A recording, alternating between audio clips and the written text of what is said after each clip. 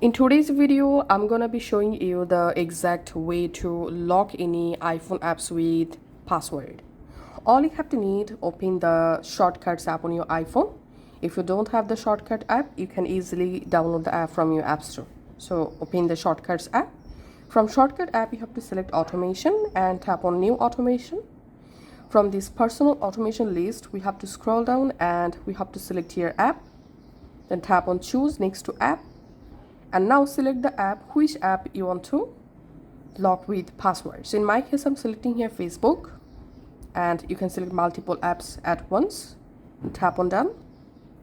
And here select Is Opened and select Run Immediately, and make sure to toggle the switch off Notify when run option.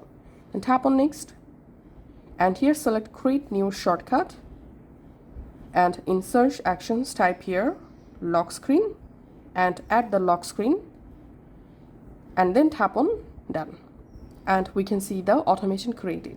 And now on, whenever I open my Facebook app, as you can see, my screen automatically locked. Now to use my Facebook app, I have to verify my face or my passcode, just like this. So that's how you can actually do it. Thanks for watching.